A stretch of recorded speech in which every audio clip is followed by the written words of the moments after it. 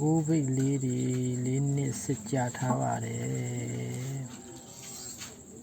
2020ကကိုဗစ်2023ကိုဗစ်2024ကိုဗစ်2025ကိုဗစ်၄ချိန်ဖြစ်ပါတယ်အဲကိုဗစ်၄ချိန်ဖြစ်တဲ့နှစ်ထဲမှာဘာတွေဖြစ်လဲဆိုတဲ့ခါကျတော့ကိုဗစ်ဖြစ်တဲ့နှစ်ထဲမှာတဲ့ကိုပါတော့ခဏတကွပြန်ကြပါတယ်2020ထဲမှာကိုပါတော့ခဏတကွ15959ခုရှိတယ်935ရှိတယ်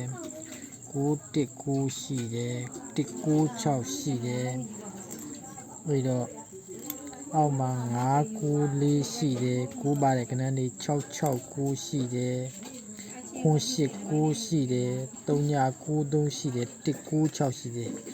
အဲ့တော့196ကိုပါတော့ကန196နှစ်ကြိမ်ကြပါတယ်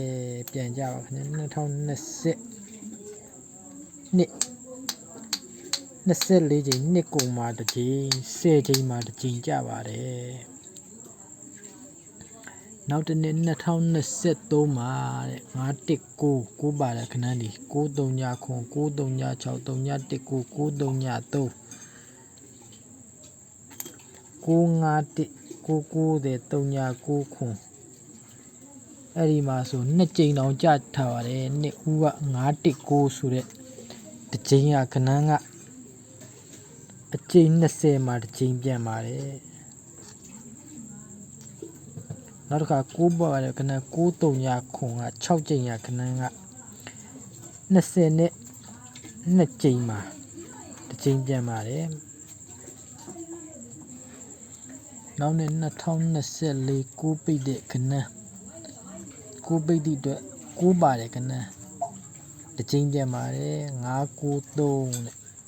998တဲ့690တဲ့993နဲ့အဲ့မတွေ့ပါဘူး993ဆိုရခဏ9ပါတယ်ခဏ2024 3ကြိမ်ရခဏ10ကြိမ်မှာပြန်ပါတယ်ဒီနှစ်2025ဖြစ်ပါတယ်9ပါတယ်ခဏဆို9ရှိမယ်4989လေးရှိမယ်ခုထွက်တဲ့339ရှိမယ်9ပါတယ်ခဏတစ်ကြိမ်ပြန်ပါမယ်အဲ့ဒါလေးကိုကဲကြိုက်တဲ့လူများ9ပါတယ်ခဏလေးမွေးထိုးလို့ရပါတယ်အဲ့ဒါလေးပြတာပါ